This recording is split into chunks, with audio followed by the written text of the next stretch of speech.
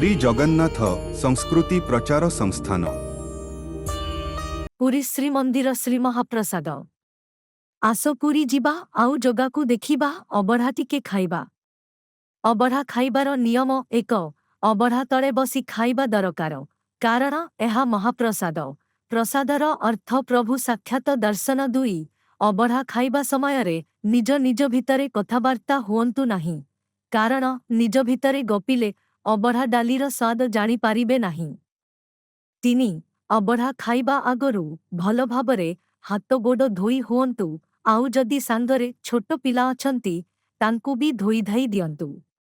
चारि अबढ़ा खाइबा बेले अभड़ा बालाकू मंज कदली पत्र मागंतु जदि सीए खली पत्र दिए ताहेले चढ़ई नेबे। पांच मंज पत्र को पानी मुंदे छिंची देब आउ अबढ़ा बालाठारू लुण लेंबू आनी पत्रर बाम पाख साइडरे रखिब।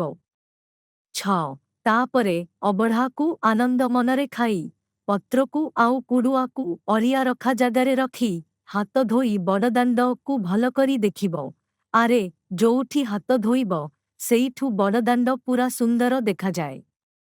सात शेषकू आनंद बजाररू बाहरी श्री सत्यनारायणंकू चाही नीलचक्रकू चाही माता लक्ष्मींकू प्रणाम करी उत्तर द्र देई बाहरकू बाहरिब।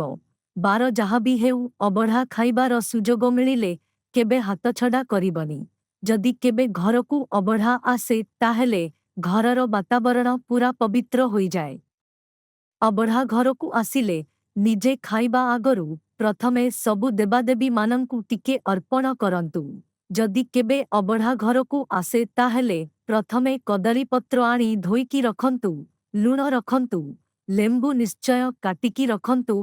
तापरे समस्ते एकाठी बसी श्री जगन्नाथस कू मन भितरे स्मरण करी आनंद मनरे भोजन करंतु। अबढ़ार गोटिए कणिका भी नष्ट करंतु नाही। अबढ़ा खाइबा द्वारा अनेक अनेक जन्मर पाप नष्ट होइथाए।